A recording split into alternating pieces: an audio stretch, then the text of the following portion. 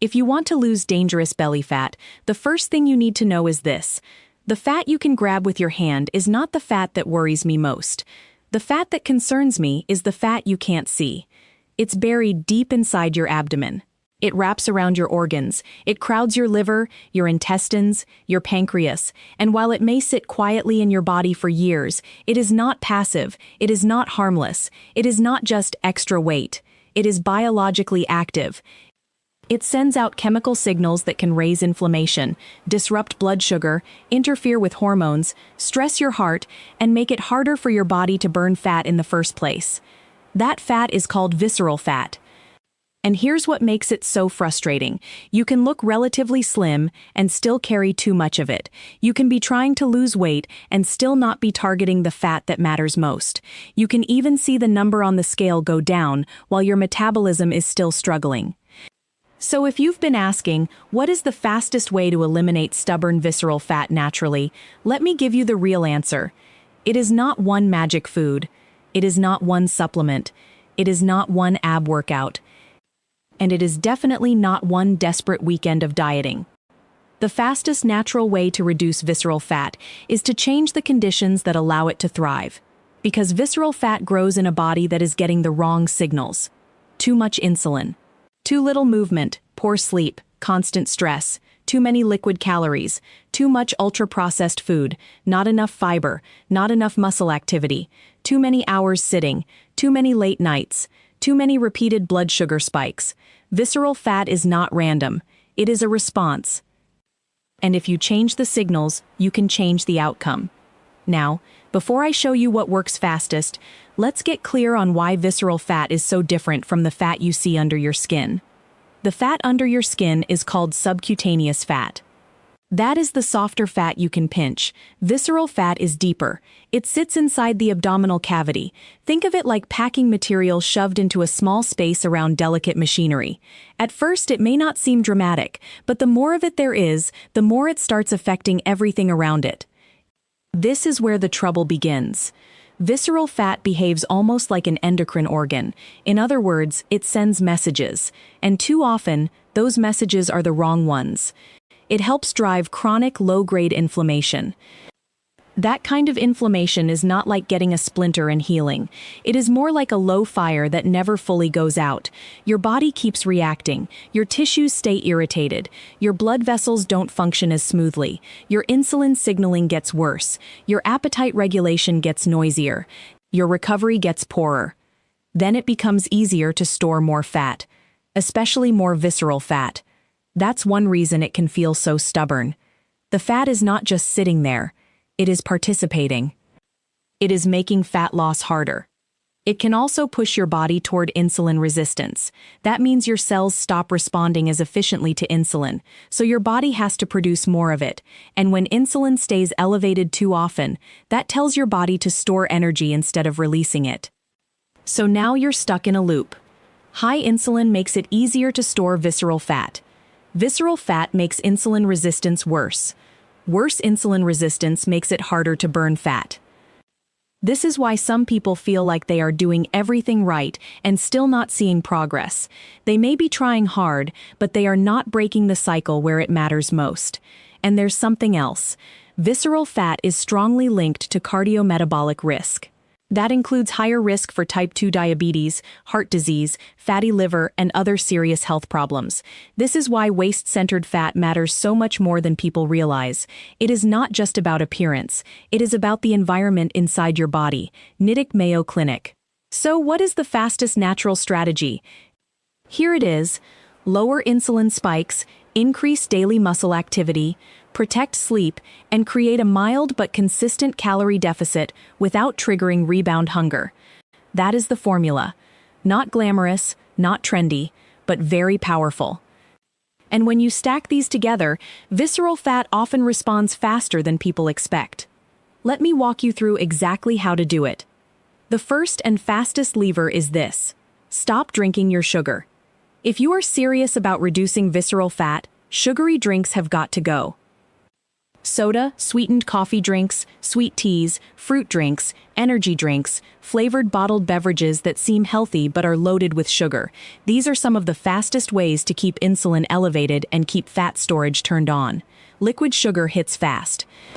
It does not fill you up the same way solid food does. It is easy to overconsume, and it teaches your body to live on repeated glucose surges. That is exactly the metabolic environment where visceral fat thrives. So if you do one thing first, do this first. Remove the easy sugar. Drink water, sparkling water, unsweetened tea, black coffee if it works for you. If you want something flavored, keep it unsweetened. That one change alone can start altering the chemistry that drives fat storage. The second lever is walking. And I know some people hear that and think, really? Walking? Yes, walking. Because one of the fastest ways to improve blood sugar control is to get your muscles using glucose regularly. Your muscles are major consumers of energy. When they contract, they help pull glucose out of the bloodstream. That means less sugar floating around, less insulin needed, less pressure to store excess fuel as visceral fat. And the beauty of walking is that it works quickly. You do not need to become an athlete overnight. You do not need a gym membership to start. You need consistency. A brisk walk after meals is especially powerful. Even 10 to 15 minutes after eating can help blunt the blood sugar rise that would otherwise push your body towards storage mode. Then one full daily walk, around 30 to 45 minutes, helps build the repetition your metabolism needs. If you want the fastest natural path, don't underestimate simple movement done every day. The third lever is protein and fiber together. This is where a lot of people get stuck. They either slash calories so aggressively that they become ravenous and rebound, or they eat foods that look small in volume but are easy to overeat and don't keep them full. The fix is not misery. The fix is food that sends better signals. Protein helps preserve muscle, supports satiety, and makes weight loss more metabolically favorable. Fiber slows digestion, improves fullness, helps steady blood sugar, and supports a healthier gut environment. That combination is incredibly useful if you are trying to burn stubborn visceral fat. So what does that look like in real life? It looks like eggs with vegetables, Greek yogurt with berries and seeds, salmon with beans and greens, chicken with lentils and roasted vegetables, tofu with stir-fried vegetables, oats with chia, walnuts, and unsweetened yogurt on the side. You are not trying to eat perfectly. You are trying to build meals that keep insulin calmer, hunger lower, and energy steadier. That is how you stop feeding visceral fat. The fourth lever is sleep. This is the one people ignore until it starts hurting them. If you are sleeping 5 hours a night, wired at midnight, scrolling in bed, waking up exhausted, and then craving sugar and caffeine all day, your body is getting a loud message that it is under stress. And stressed bodies do not burn stubborn fat efficiently.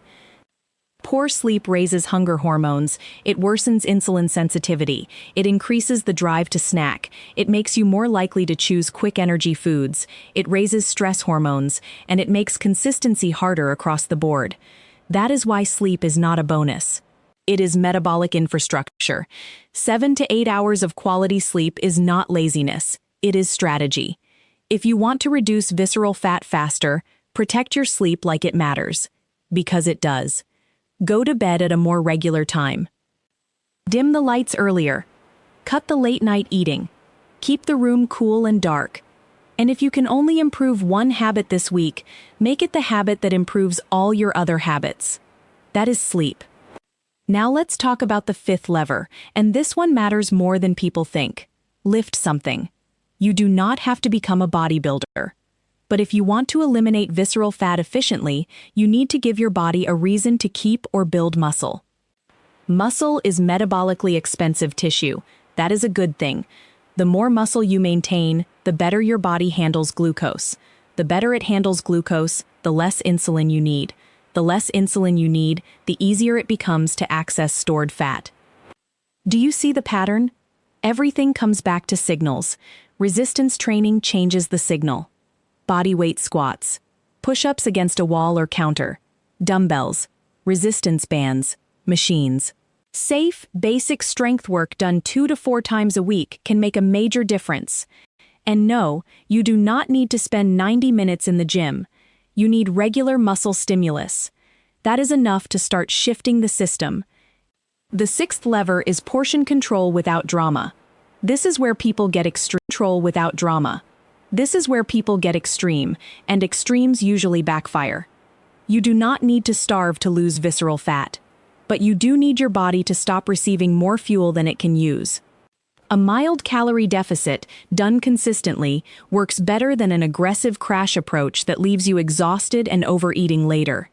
Try eating until satisfied, not stuffed. Try serving a little less. Try pausing before seconds. Try slowing down long enough for your brain to catch up with your stomach. This is not punishment. This is precision. Because when you are constantly overfilling your system, your body has no reason to tap into stored fat. The seventh lever is timing. Not perfection, timing. Many people snack from morning until late at night and never give insulin much of a break. They wake up and graze. They nibble between meals. They eat dessert. Then they snack again while watching something before bed. And from the body's point of view, the storage signal just keeps coming. You do not necessarily need a complicated fasting protocol, but you may benefit from a cleaner eating window. 3 balanced meals, fewer random snacks, earlier dinner, less late-night eating. That alone can help your metabolism work more efficiently, especially if evening eating is one of your weak spots. Because late-night eating tends to pair with poor food choices, poor sleep, and poor blood sugar control all at once. That is a bad combination if visceral fat is your target. Now let me tell you what does not work fast, even though people wish it did. Spot reduction does not work. You cannot crunch visceral fat away. Sweat is not proof of fat loss. A flat tummy tea is not fixing your metabolism. A detox is not undoing months or years of insulin resistance. And no supplement can outwork a body that is underslept, overfed, undermuscled, and barely moving. That may not be the glamorous answer, but it is the honest one. The body changes when the inputs change.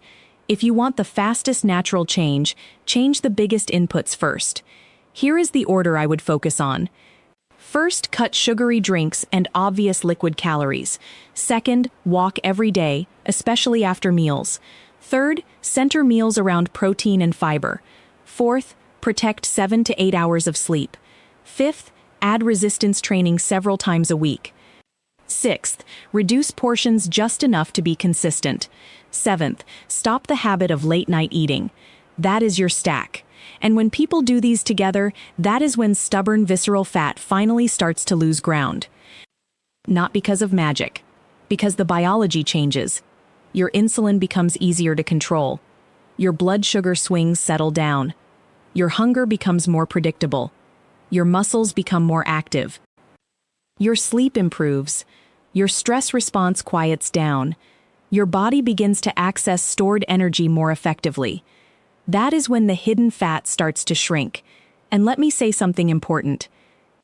Do not get discouraged if you do not see dramatic changes in the mirror right away. Visceral fat loss does not always announce itself cosmetically at first. Sometimes the first signs are different. Your waist measurement starts changing. Your fasting blood sugar improves. Your energy improves. You stop craving sugar all afternoon. You feel less heavy after meals. Your sleep gets deeper. Your workouts feel easier. Your lab work starts moving in the right direction. Those are real wins. And often, they happen before the big visual change. This is one reason waist circumference can matter more than the scale alone. 2 people can weigh the same and have very different levels of health risk depending on where fat is stored. Nikkei Mayo Clinic. Now, if you are wondering how fast visceral fat can change, the answer is faster than most people think, if you become consistent. Not overnight, not in 2 days. But often within weeks, your metabolism can start shifting, and over a few months, the difference can be significant. That is especially true when the goal is not just lose weight, but specifically improve the conditions that drive abdominal fat storage. That is why the fastest way is not the most extreme way. It is the most targeted way. You are not attacking your body. You are retraining it. You are sending it better instructions. Eat in a way that stabilizes you. Move in a way that activates muscle. Sleep in a way that restores hormone balance. Live in a way that lowers the storage signals. That is how stubborn visceral fat begins to let go. I'm Dr. Sophie Hale, and if there is one thing I want you to remember, it is this. The most dangerous fat is often the fat you cannot see, but it is not beyond your control. You do not need a miracle. You need momentum.